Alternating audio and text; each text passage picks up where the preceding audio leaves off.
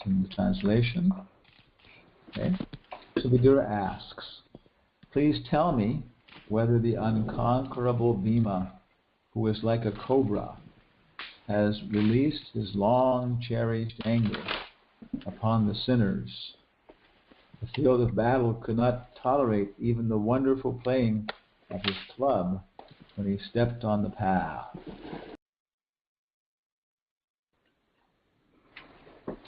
Okay, let's go ahead here then.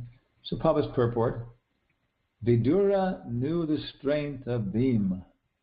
Whenever Bhīma was on the battlefield, his steps on the path and the wonderful playing of his club were unbearable for the enemy. Powerful Bhīma did not take steps against the sons of Dhritarashtra for a long time. Vidura's inquiry was whether he had released his anger, which was like that of a suffering cobra. When a cobra releases its venom after long-cherished anger, its victim cannot survive. Of course, this is we're looking at this very much as a Leela, kind of verse. And of course, one of the 6 major pushes is anger, vacho vegam, manasa krodha vegam, like that. And so every year, the different movies are released. I think there's always a few good revenge movies. The housewife who gets revenge finally against all of her family members for this and that, or the teacher who gets revenge against her students. So this revenge, anger, is one great satisfaction. Go ahead here. And there's a kind of a blow-up of this picture. It's a little hard to tell who's Bhīma and who's Duryodhana in this picture. Yeah. Who's the guy? Mula Nasruddin. The story of the scholar and the boatman is a Mula Nasruddin story. He has it. And the Mula, of course, was intelligent fellow, whatever, sadhu. And Nasruddin, a Muslim. So it's wise Muslim sayings.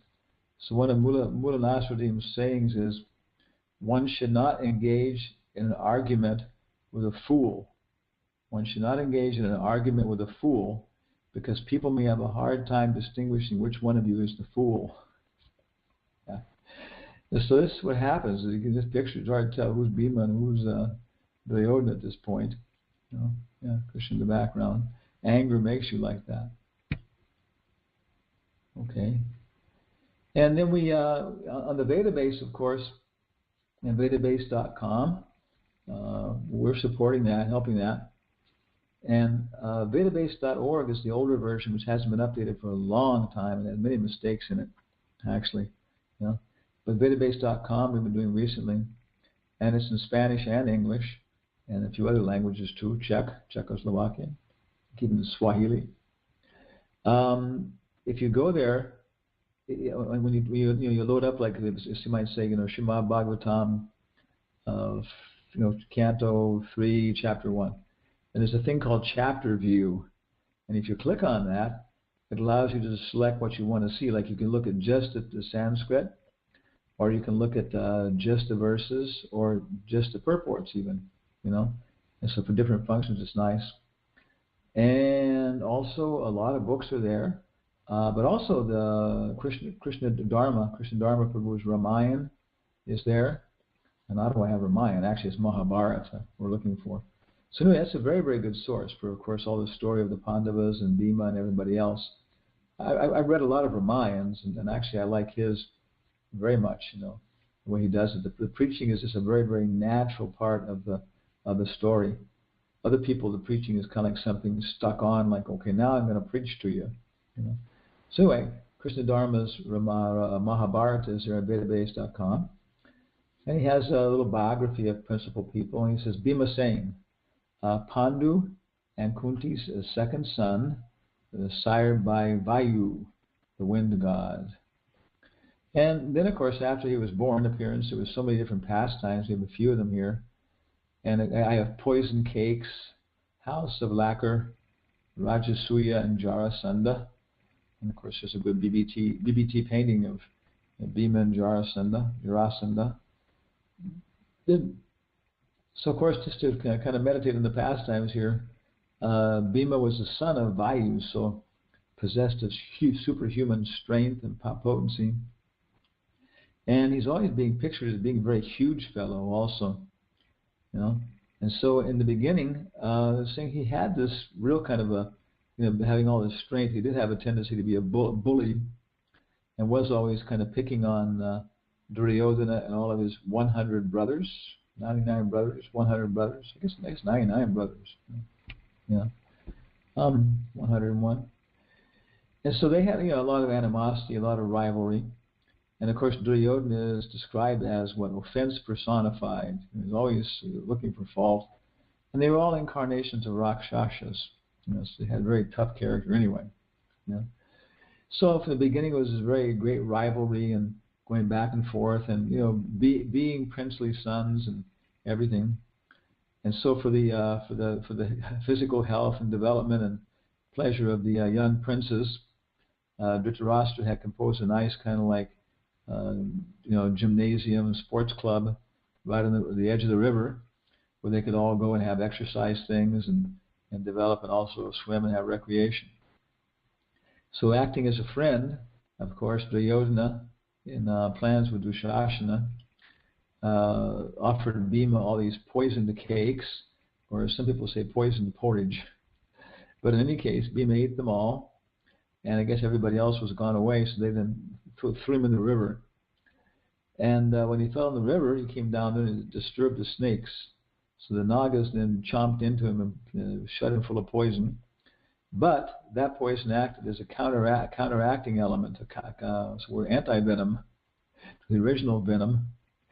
He then began to fight with the snakes and tied some up in knots and stuff. And finally he ended up in the palace of the king of the snakes, the Nagas. And he was very pleased with him and gave him some elixir, which made him even more powerful. So I'm not sure how long he was gone. But somehow or other he came back.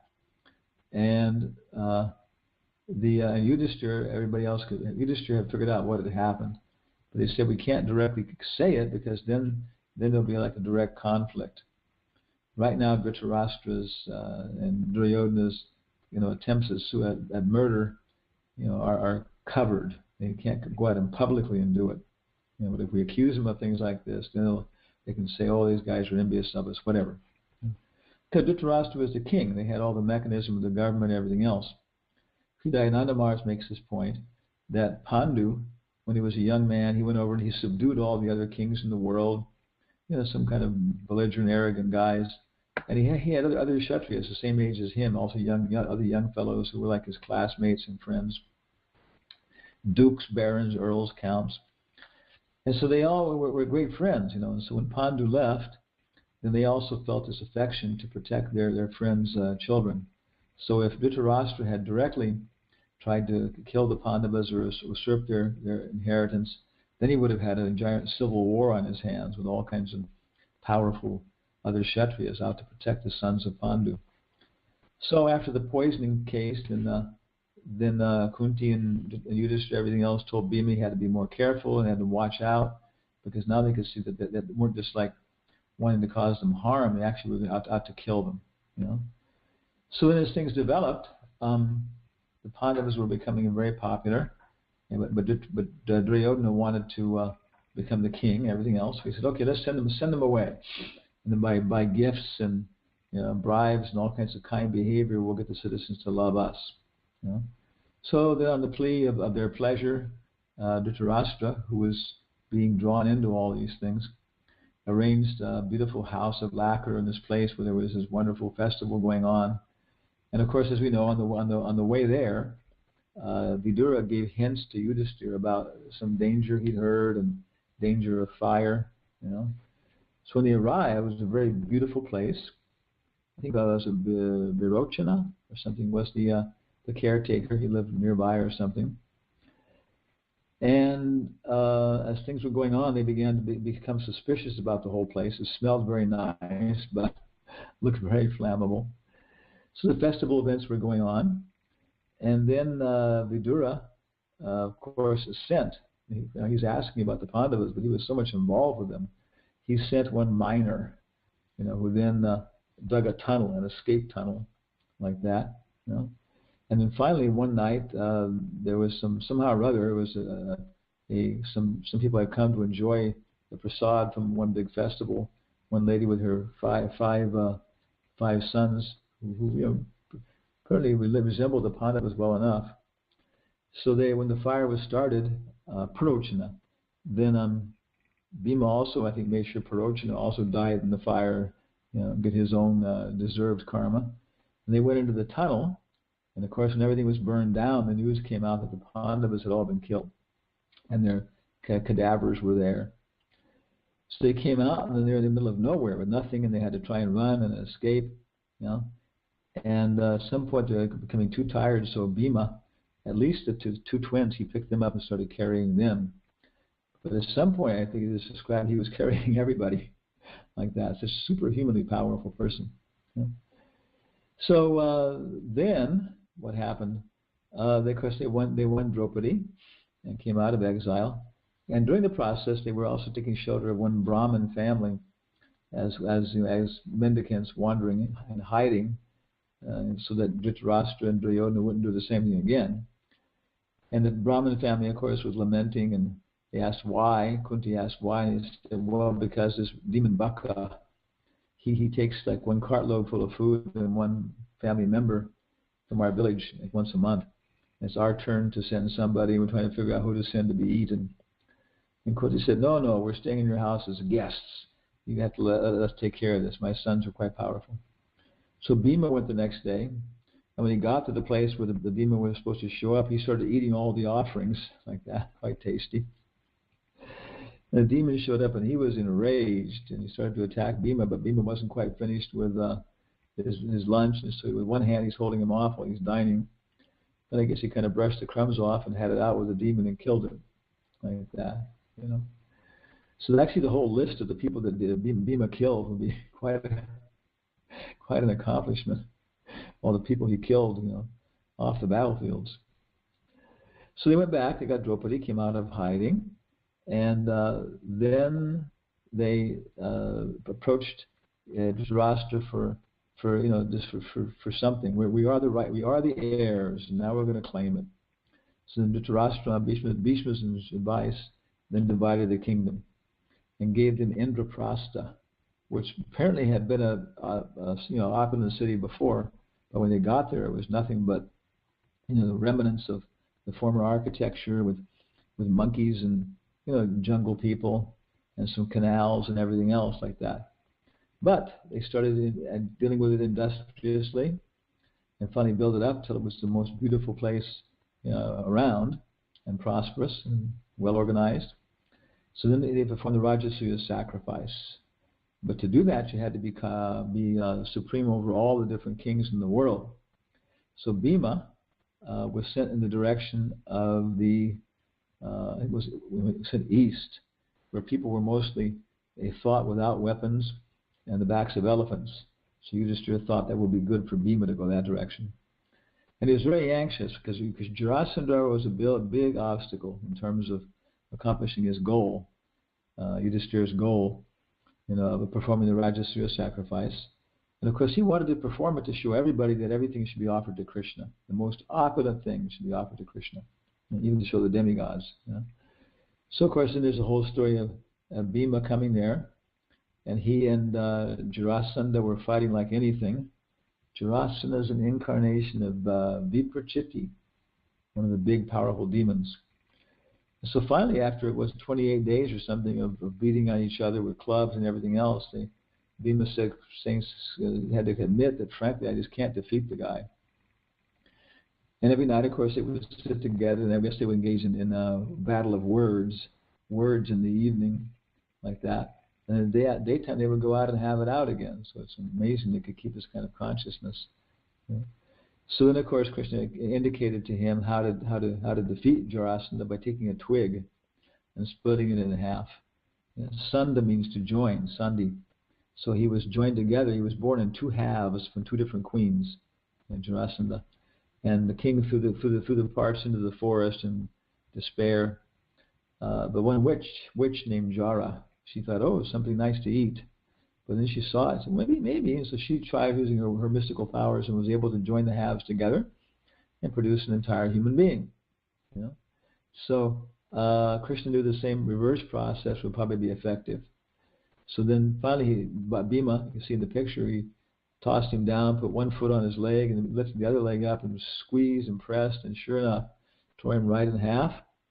Till Prabhupada says there was half a collarbone, half a spinal column, a face with one eye and half a mouth, and one testicle.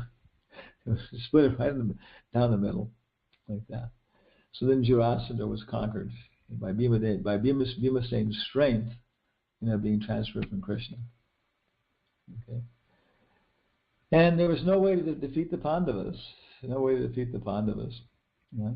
So then Shakuni told Duryodhana, I know a way. And Duryodhana said, tell me, what is it? And he said, Yudhishthira has one fault, and one weakness. That is, he loves to gamble. He has a double weakness because he loves to gamble and he doesn't know how to do it. Yeah, okay. And so I know every tricky move, everything else, let me play on your behalf and I can ruin him. So Duryodhana said, okay.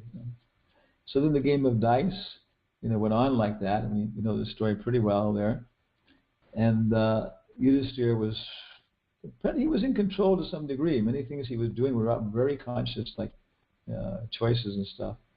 But in the end, he was, gave away his jewels, his maidservants, his manservants, his chariots, his kingdoms, and then his brothers one by one, and himself. Then, of course, we know that the Duryodhana, being inspired by Karna and others, was really then, trying to humiliate them and get revenge, so on. And of course, they dragged Draupadi into the assembly, in a very embarrassing situation, with her by her hair, which had been sanctified for the Rajasuya sacrifice. So Dushasana did this. And you can imagine, almost like the Sunday feast or something, somebody dragging one of girls into the program like that. It was uncivilized, describing like that. So during this, Bhīma was also taking a part. He wanted to go right ahead, just in the very beginning, and just take out his anger. But Yudhishthira was always saying, no, we came to this game of dice because we had to come. And now we've lost this thing's fairly, and so we have to act as slaves. And so Yudhishthira was keeping everybody else under control. And what happened? Then Dushasana was acting, he just dragged Draupadi in. He was taunting Bhīma like that, knowing he couldn't respond. And Bhīma took this vow that I'll tear your heart out and drink your blood, like that. I vow this, And then it was going on, and then of course Duryodhana was taunting Draupadi and said, she already satisfies 5 men. She's obviously common property. So Draupadi, now pick yourself another husband, And then he pulled his dhoti up and showed his thigh to her, like that, very disgusting. And then, of course, Bhīma took the vow at that point that I'll break that thigh. I'll crush your thighs. So this game of dice was very significant part in the whole plan of Krishna. And Bhīma was joining right in, knowingly or unknowingly, as being part of the whole Leela like that. Okay. Then, of course, they went into exile. They lost everything. And so many wonderful adventures there. In exile, they were staying in the forest, dressed in rags, living off of whatever they could get, but also accompanied by many sages and rishis. And Draupadi, of course, had her magic cooking pot. So they had problems, but even in the midst of these problems, they had some kind of opulence and success. And everybody, Yudhishthira, Arjuna, Bhīma, they all wanted Draupadi. They were all pushing Yudhishthira, pushing him to go and take up his arms and act like a real man, and punish his sinners and everything else. And Yudhishthira was just doing nothing. And Draupadi was saying, how can you do this? She says, one presentation, she says, I have more than love for you. I have respect for you. But I can't see how you can tolerate and do nothing in this circumstance. It eludes me. And Yudhishthira's answer was, well, how can I, if I take up arms and everything else, it will be the destruction of the world. So maybe better just to remain silent. So during this, they were moving from place to place, and they came in one forest that was dominated by Hidimba, a big Rakshasa. And the Rakshasas, as far as I can understand, when they come to, probably says Gandharvas, fairies. Gandharvas, fairies, he says that. In many descriptions, the Gandharvas match the folklore of Western folklore of the fairies. Magical island called Avalon, and so on. And then the trolls. In the West, we have trolls. And trolls match the Rakshasas. They're big, they're disgusting, they're shape changers. And so, basically the same thing. This was one race of Rakshasas, maybe like, in our perspective, maybe like 9 feet tall, and can change shapes, and of course they're very fond of eating people. So I think it was Hidimba sent Hidimbi, his sister Rakshasa, to kill them and bring them there so they could feast. But she was smitten with love, for Bhīma. And so in the Peter Brook movie, he says, I can't marry you. Why not? He says, I already have a wife. Where is she? So she looks over and she sees Draupadi sleeping with 4 other guys. And she says, that's your wife? Who's she sleeping with? And she says, oh, she has 5 husbands, And then Hidimbi, of course, is really put out by this. Hey, look at, that woman has 5 husbands, and she won't even let me take you for a husband also. It's not fair, So then by this time, of course, Hidimba was upset by the whole thing, came out there, and he was very disturbed by Hidimbi having turned herself into a beautiful woman.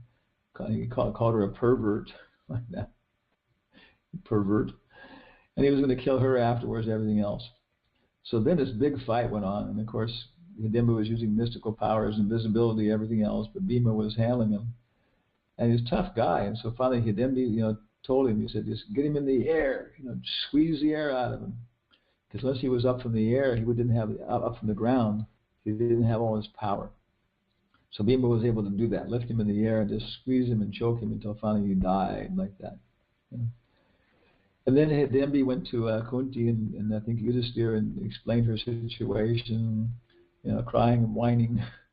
I just can't help myself. I'm just totally infatuated with Bhīma. I'm a good girl. Let me marry him. So then they both told him he should do it. So he accepted. Okay. So then they went off. I think it was for 1 year, and she took him up on her mystical power, and they went to the Bahamas and every place else, and just guest houses in the springtime in the Himalayas, and they had every kind of enjoyment. And of course, then she conceived a child, Gatok Chaha. It says here Gatok Chaha. And he was, from his mother, so he belonged to a different world, really, and disappeared. But he told Bhīma, he said, if you ever need me, then call me, like that, and so on, I'll help, like that. So they have different pastimes, and finally they had to go in hiding for the last year, and if they were discovered at all, then of course they had another 14 years. So he decided to take shelter in Virat's kingdom, and they all came like one at a time, different things, and Draupadi came as a maid servant named Sundari, very expert at, what do you call it, fixing hair. And so she was very attractive, nice girl, so she was the queen. I said, okay, yes, of course, you can stay here and have shelter. And Draupadi said, I think she said, I have 5 Gandharva husbands, but right now they're cursed, and so I have nobody to protect me. So then the queen, Virat's queen, said, no, stay here, and you can help me in my life and other maidservants. And Bhīma, of course, became a cook, because he figured that he'd have enough to eat if he was the cook. And he could train the young princes in wrestling and physical development. Arjuna became a eunuch, dancing master.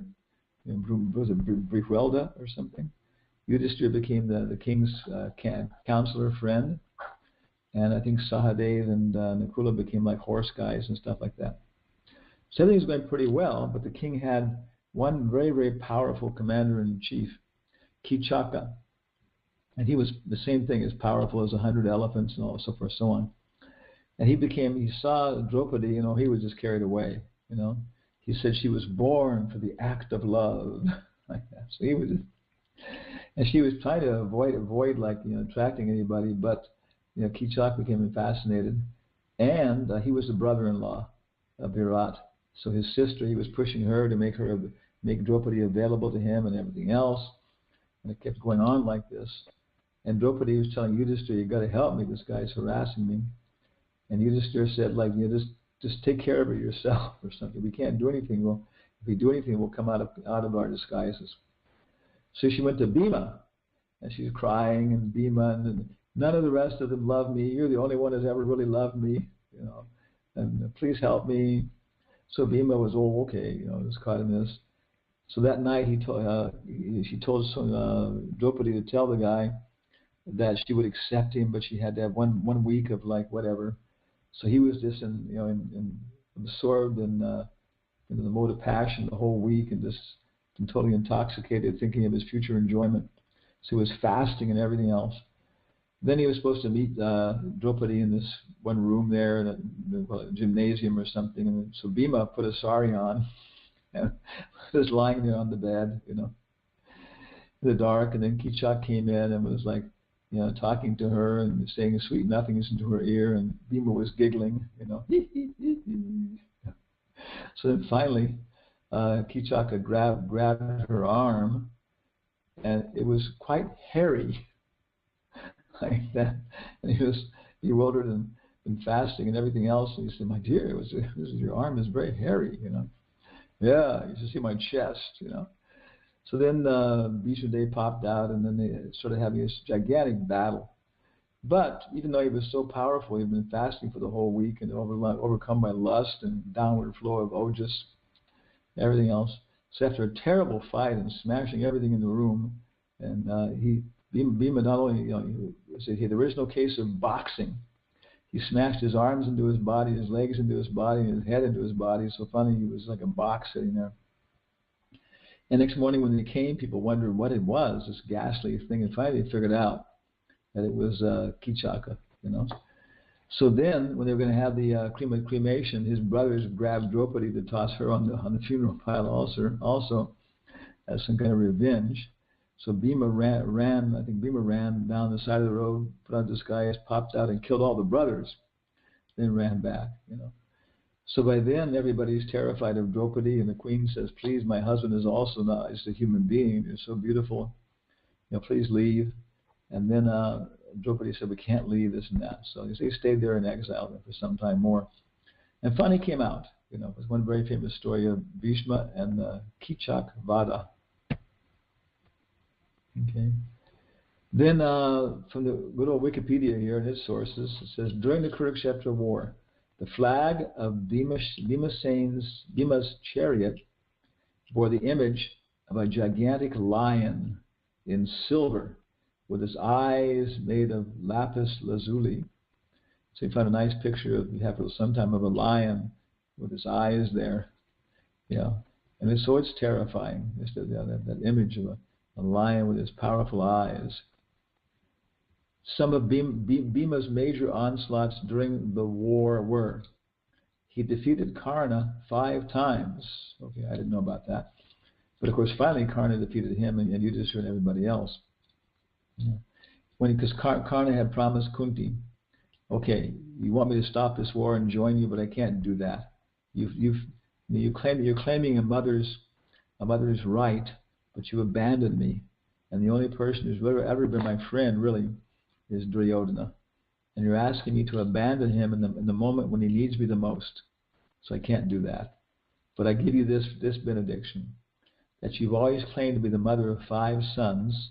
So tomorrow I won't kill Yudhishthira, Bhīma, Nakula, or Sahadev, but when the sun goes down tomorrow, either Arjuna or I will be dead. And so you can still claim to be the mother of 5 sons. So Kunti passed out and recovered. So next day he did. He defeated the twins, and he defeated Bhīma. Knocked this out of his hands, blew his club out of his hands, until finally Bhīma was on the ground. With Duryodhana had the drop on him with his arrows and bow pointed right at him. And finally he laughed and whacked him on the head with his bow, and he said, fat boy, you should go back to the kitchen where you belong, and then leave the fighting for the real men. So Bhīma was furious beyond belief for this, but it wasn't a thing he could do. Yeah. So the fighting went on like that. But other times, apparently, he defeated Karna quite a few times. On the 15th day, he killed the elephant Ashvatthama, an important but indirect cause for the death of Duryodhana. So Yudhishthira was really afraid of lying. But Bhīma, he was ready, to do the more pragmatic view of life. Bhīma was the only warrior who refused to submit to the invincible Narayana Astra launched by Ashvatthama. Of course, Ashvatthama was a Brahmin, the son of Duryodhana, so he released this Narayana Astra. And Krishna said we have to bow down to it. If we offer respects to it, then it won't harm us. So all the Pandavas bowed down, but Bhīma refused to submit to anything that Ashvatthama had done, and would be on behalf of Duryodhana. So he was standing up with like this, fire coming from his body and electricity and thunderbolts falling on him. He refused to bow down. So I think finally all the Pandavas were grabbing him, were able to drag him down, like they passed over like that. On the final day of the battle, Bhīma fought Duryodhana, and he struck both his thighs with his mace. Thus he fulfilled the vow he took during Draupadi's undressing. Of course, this is a very famous story, that in the end they defeated everybody, and Duryodhana has, just put himself into a lake of ice and just cooling it, and they can't break it. So finally Yudhishthira taunts him and says, you're not a real hero and that kind of stuff, and he comes out to fight. And Yudhishthira says, I knew you had this good character, these good qualities. He said, okay, right now you pick any of us 5, and you fight with him and defeat him, and you win the battle. So they all thought Yudhishthira had gone mad again. So of course he picked Bhīma, and he picked clubs. And it went on like that, and of course Duryodhana had been trained by Balaram, somehow or other. This is a strange story. And he was more dexterous and skilled, but Bhīma, of course, just had more brute strength. But it went on like that until finally Duryodhana was able to get a whack in at Bhīma and break some ribs or something like that. And Bhīma was down the ground, and Duryodhana could have smashed his head right there and killed him. But he said, but one does not kill a fallen opponent. Get up. So Bhīma went back to the Pandavas, and Krishna asked him, are you hurt? And he was crying, and he said, yes. He said, badly? He said, yes. So Krishna said, don't show it. Okay. So when you go back out, you have to do this move, and then Duryodhana will respond with the classical defense, which is to jump in the air. Now at that time, you've got to hit him in the thighs. And then Bhīma said, you can't do that. It's not permitted. And then Krishna said, you have to do it. So Bhīma said, all right. So he went out and he did that and smashed Duryodhana in the thighs, and also he had his vow. And he fell down like a serpent with a broken back. And at that point, Balaram was going to kill Bhīma like that for his, dirty fighting. And then Krishna came forward and maybe I think he either argued with him. I think he was arguing with him at that time, and this, kind of chastising Balaram for his dealings and everything else, and Duryodhana's. So finally, then Balaram was deceased from wishing to kill Bhīma and went away, but he declared that Duryodhana would be known as a hero, and from that day forward, Bhīma would be known as a cunning, deceitful fighter, like that. So that was a kind of the. Go on here, some more stories. So that was the battle with Duryodhana. Okay, Bhīma slew Bhalika, the king of Bhalika kingdom, and the paternal uncle of Bhishma. It's quite a powerful person. Huh? Bhīma also killed Dushasana, the Kaurava most responsible for undressing Draupadi. So this is an incredible story. Of course, trying to take Draupadi's clothes off, dragging her in by the hair, and then there's a picture we have here, by the way, is Dronacharya, that Bhishma was able to help kill. So, or maybe it's Bhishma, I don't know, one of the two. So anyway, Again, I just love the Peter book Mahabharata. I mean, he's going to adjust for some things, but basically it produces such a strong image of what's going on. He did it for Western people. It's called Mahabharata by Peter Brook, very super famous classical English director. So he, in the movie, he has the scene on stage. It was recorded from a stage play, but very well done staging. So Dushasana and Bhīma are fighting it out, and they're off to one side in the battlefield there. And I know that the director probably had them run around the staging theater maybe 3 or 4 times until they were physically, drained and panting and everything else. And they came right on stage and started fighting. And there was gravel scratched across their body, and Bhīma was saying his eyes were full of blood, he couldn't see. And Dushasana said, I can see. And he's whacking at him with his axe, and Bhima's just rolling out of the way without getting his fingers chopped off and everything else. Then Dushasana is taunting him and saying, you're like an old cow, you can't do anything, old elephant. I'm going to kill you now. But somehow the Bhīma last minute twists it over and gets on top of him. And now Dushasana is screaming for Karna, Duryodhana, Ashvatthama. And Bhima's saying, they can't hear you. You're all alone. This is it. The last thing. So then he starts smashing on his chest. And the play, they do a nice thing of ripping his shirt open and pulling the blood out, and he's screaming like that. And somehow or other, Draupadi's there watching all this and covering her mouth, about to vomit. So then Bhīma just rips his chest out in the blood. And then in the movie, it cuts close to him, and he's like, he's like an animal. He's just dirt, gravel, perspiration, blood all over his face. And he says, there's nothing sweeter. No, my enemy's blood is sweeter than my mother's milk. Like that. It's a very intense representation.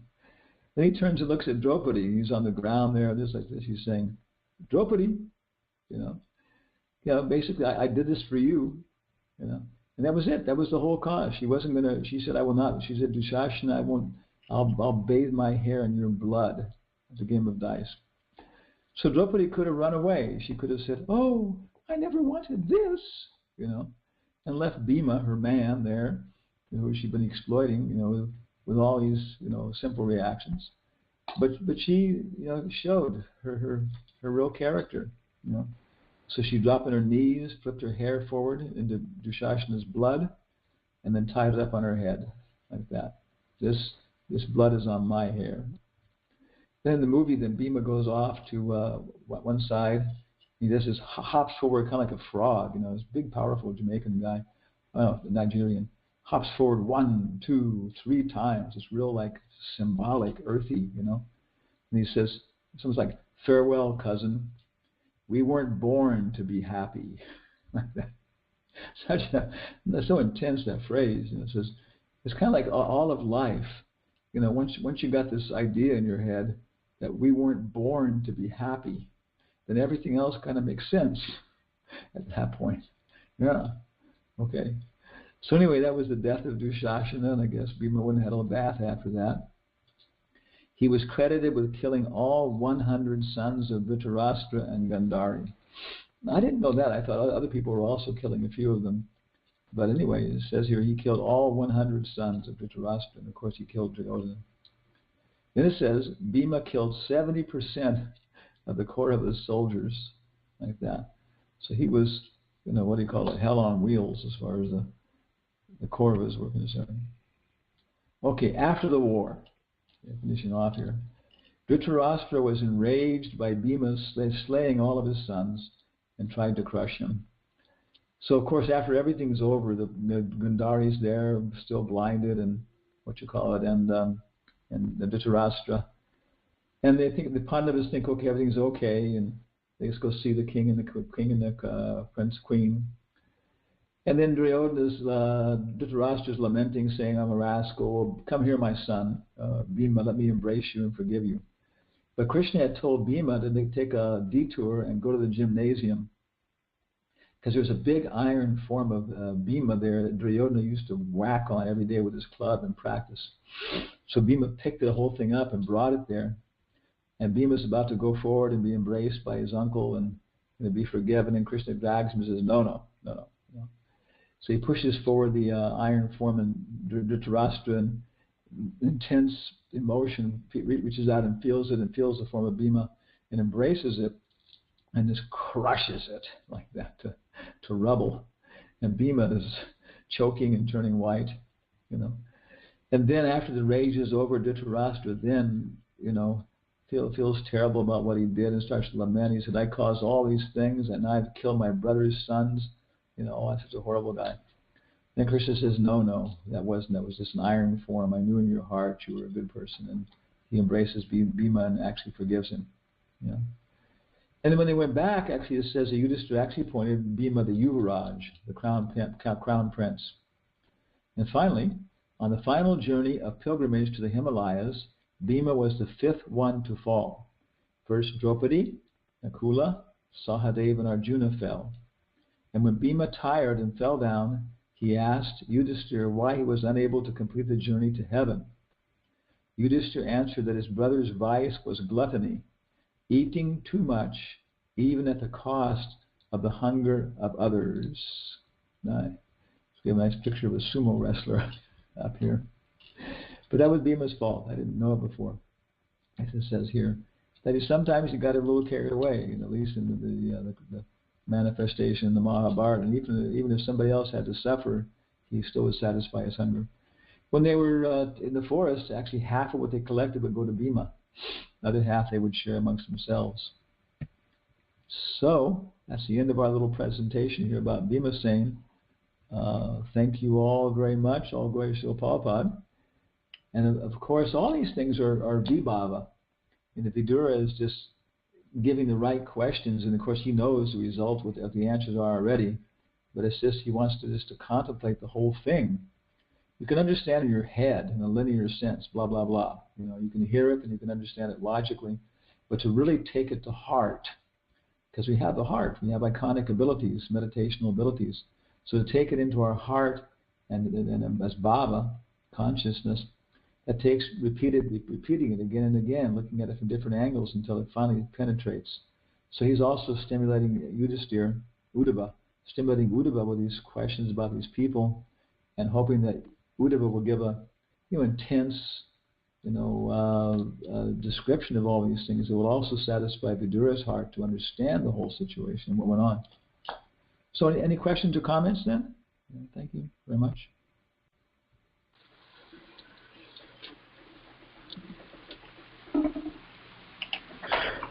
Maharaj? Hare Krishna. I can't speak too loud because of where I am.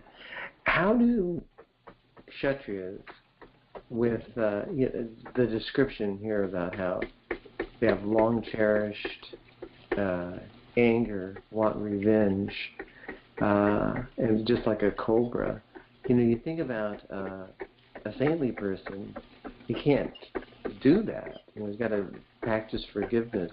How does the Kshatriya remain in transcendental consciousness while harboring revenge and such uncontrollable anger? Well, I think a little bit of the comment was that in some ways that Bhima wasn't able to do it perfectly or something. He had to go to hell for 45 minutes or whatever it is. Yeah. Of course, Hridayananda Maharaj told us that Madhvacharya says that the Mahabharata we have is corrupted. Things have been taken out, things have been added, and things are in the wrong place. But Madhvacharya gave us, he said, but I'll give you the essence of the thing like that. And then, of course, the Bhagavad Gita is pretty standard, I only need about half a cup. Is there another open one? Raisins? Hello? Okay. Yeah. So the Mahabharata we have has it's a little bit dangerous to always accept it as being strict evidence. But at the same time, too, of course, this is the fact we hear, is that this Kshatriya Dharma is different than a Brahmana's Dharma, which is different than Stri Dharma. Like we see Draupadi didn't take any revenge against anybody physically, but she also lived up to her part of the responsibility in these things and so on. So I think that's just what it is. That Krishna tells Arjuna, just do your Dharma as a Kshatriya. And he tells him in the 3rd chapter that these things are described in the Vedas. The Vedas give a description of what it is, but then give the results to me. Then of course he tells them, become even more intimate, because these things can be intimately connected to me. Because if you go in the material world, you have to deal with these things. So Krishna, through the Pandavas, he went into the modes of passion and ignorance, like that, and so it may appear to be material, but he was connecting it to Krishna. And of course, anger too. Prabhupada says one cannot fight without anger, and so the necessary anger to engage in such a ferocious battle. Even one point, Duryodhana says, actually the Pandavas, because they're guys, will probably forgive us if I sincerely apologize. But he said Draupadi won't. she's woman. She has to have her revenge. And so everybody's got their particular nature, consciousness, and without all becoming brahmanas, no. Krishna can use all these things in dealing with the material world. So it may appear to be materially involved, or Shiva may appear to have lusty relations with Uma, but no, it's not that way. It's just a facility Krishna is giving us in our positions, which are full of lust and anger, to be able to have a relationship to him, which is transcendental. Nice answer. Thank you.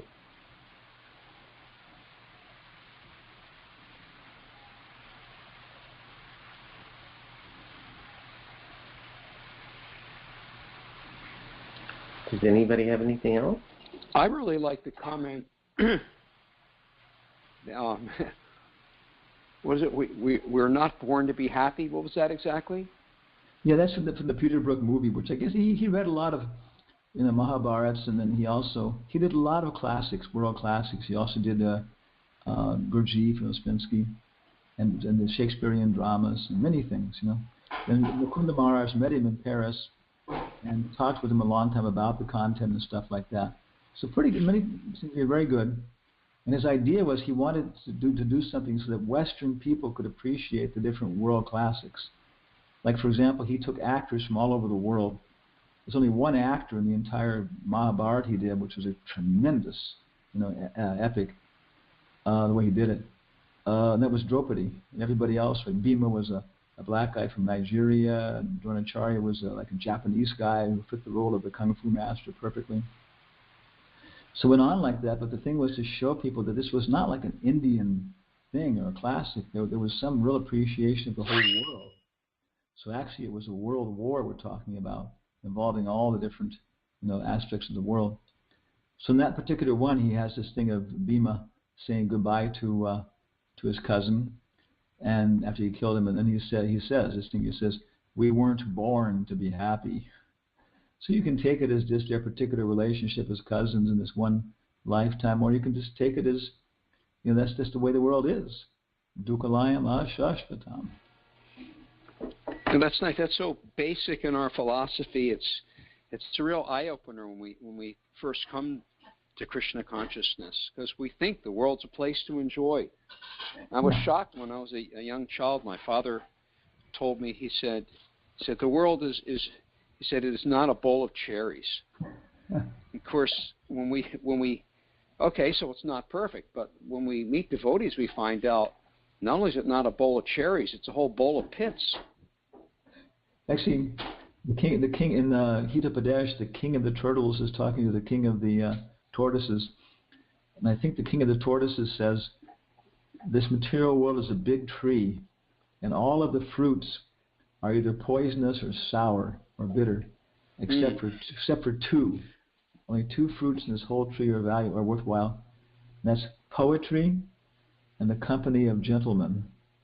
And so, of course, we could change it to Krishna Katha and Sadhu Sangha.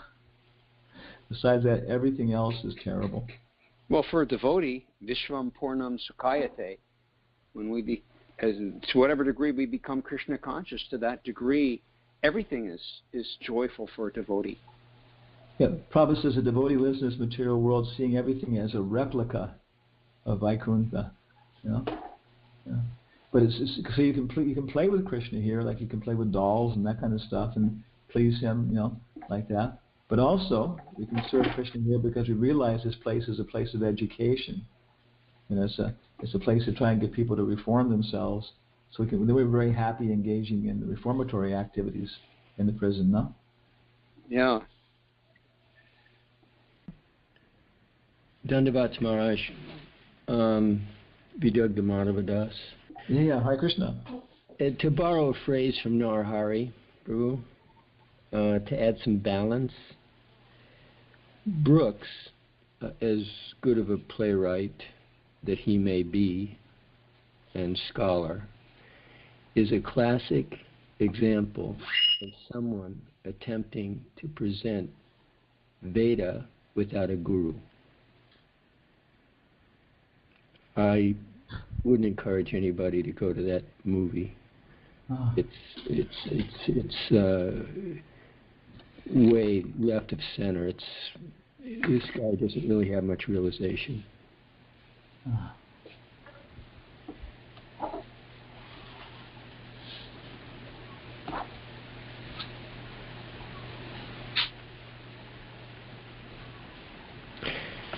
Evam parampara praptam.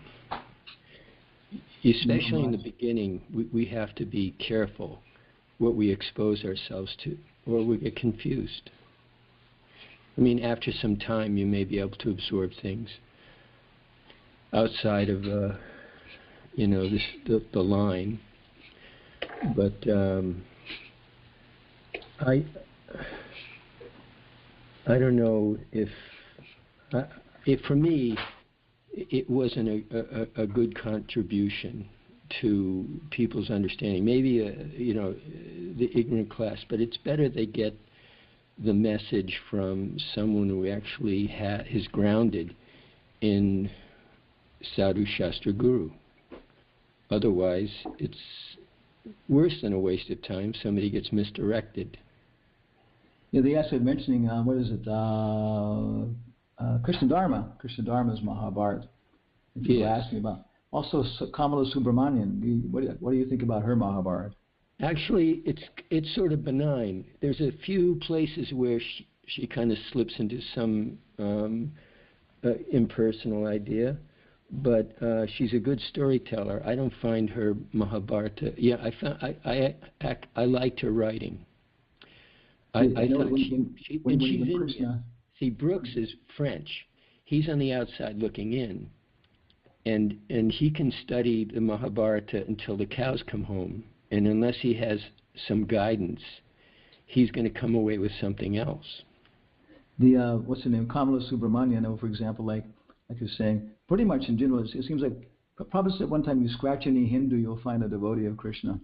Right. So I think that people have a certain intellectual philosophy or something in their heads. So right. One point when Krishna's in Kamala Subramanian, when Krishna, he goes to save, enters into the womb to protect Parikshit, and she says he comes out, and for one moment he has to enter back into the impersonal Brahman to get his Shakti back. But other than that, all through the thing, he's very much to be presented as like the Supreme Lord and the All-Powerful like that, and so on. Yeah. We had also Tamal and you're saying different devotees, different levels, because I know, as Peter Brooks was saying, there's many things kind of odd there. But other things I do like.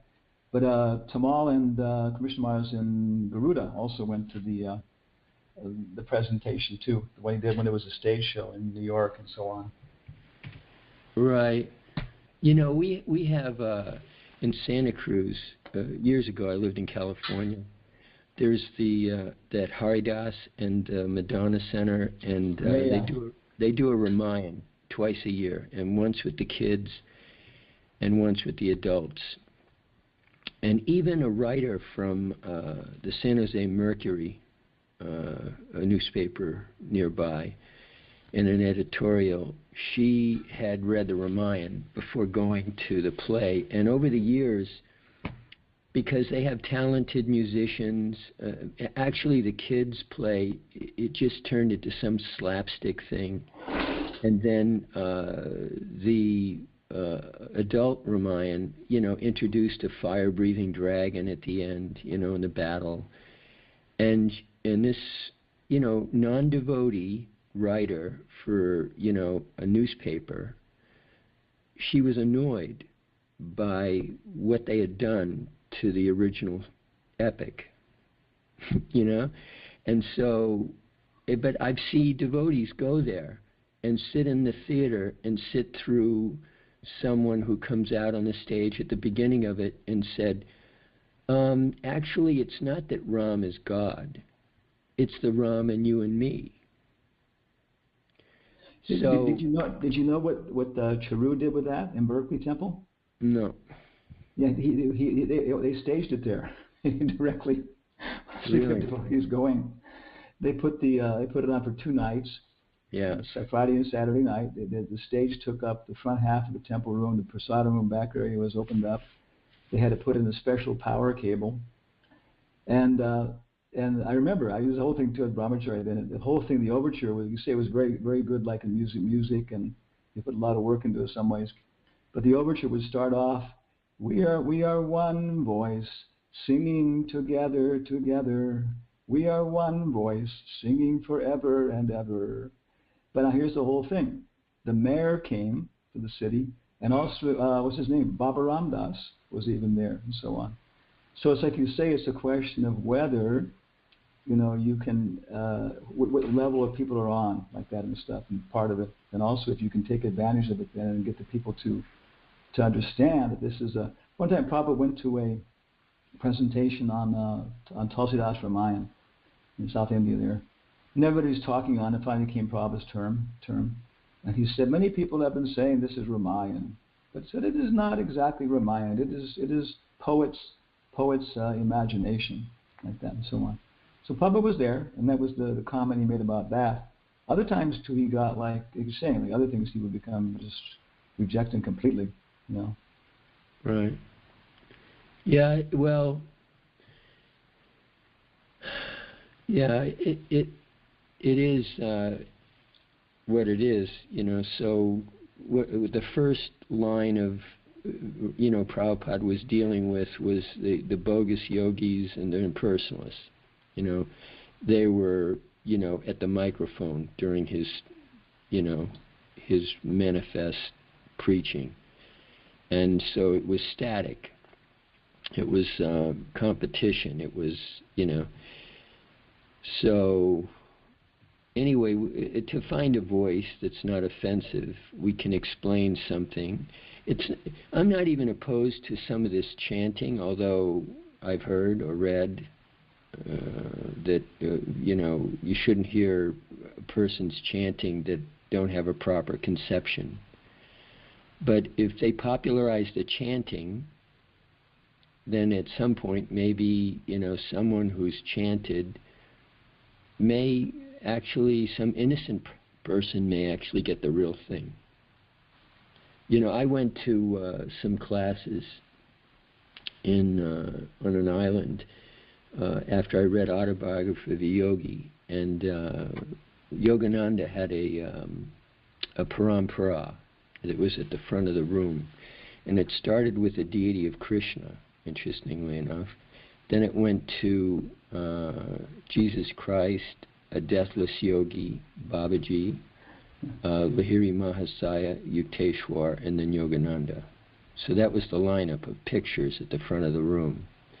And we would kind of sing mantras, but some of the songs were in English. There was charismatic leader. But when I ended up over at the temple across the city in Rio Piedras, and I got a glimpse of the parampara on the altar there, I realized this is the real one. This is the real parampara. Somehow by seeing the false one, I could understand the real one. So there may be, cases where somebody gets exposed, and then, if they're sincere, they'll get the right one at some point.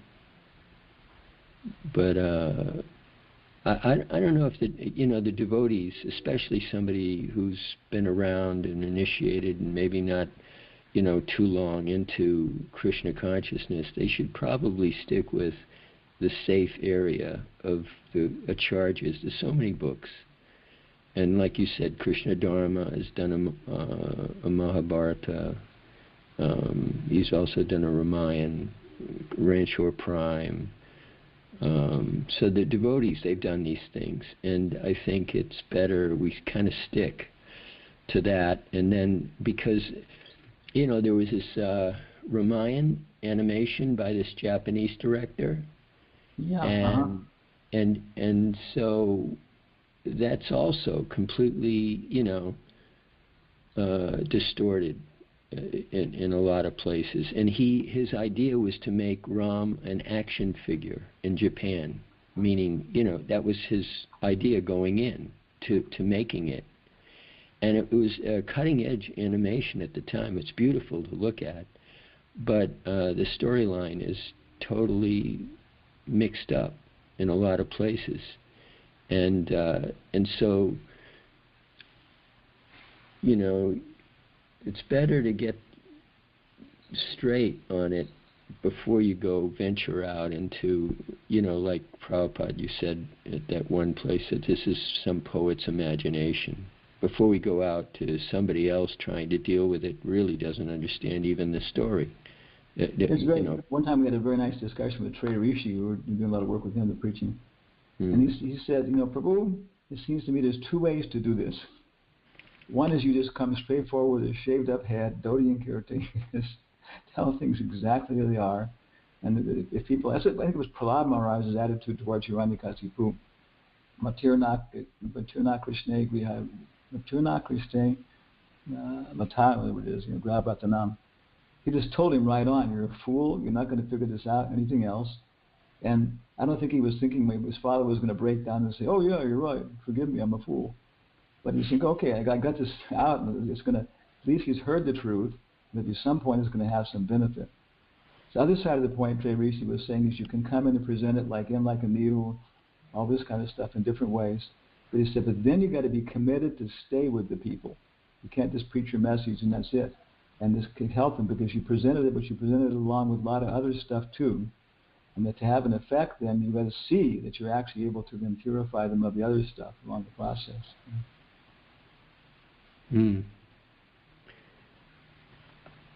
I guess we should go though, because 12:15 here, and we have to go for. We're in Houston now. We're go for 12 days, 15 days. We have Bhakti by Baba, which of course is completely, parampara in this sense, like that. And then what else? Also, the primary school is trying to develop here, and it's a big struggle to get it going so it fits into this whole community. And the idea is whatever's happening here, everybody agrees. The idea is whatever happening here, they want to then just franchise, and already kind of set up that way. And so then after that, if we can get our own school system going, what do you call it? Then of course so many people then can be involved. And again, it's the whole thing of the strategy, because this exactly came up. That's why the first time around it's so hard, because some people wanted something which is basically they wanted like a little bit of pious religious things, and mostly they wanted very, very first-class educational things and character development that would help their kids, be successful in life, and then very, very good technical education. Other side, there are parents who wanted nothing but real, basically only little Prahlad Maharajas could fit into the school. Bhagavatam all day long and everything else like that. So that was a whole area of discussion at the very, very beginning about, what is going to be the strategy, for education, for allowing different people in our community to participate and so on. But I guess you should go, because 12:15 we have to go ahead now and get ready for that, those programs. So thank everybody. It's been always for us. It's always very nice, these programs and stuff with all the devotees like that and so on.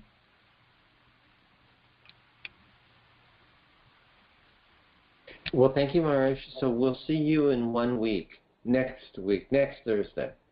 Yeah, Thursday after next. A week from this coming Thursday. Yeah. Actually, it was too much for me to do 2 programs in 1 week. I was thinking, my God, I'm going to die. Maharaj, thank you very much. We'll see you in a week and a half.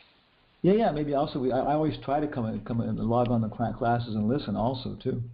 Okay, thank you. Hare Krishna. Hare Krishna. Haribol. Thank you. Hare Krishna. Bye. All glory to Krishna.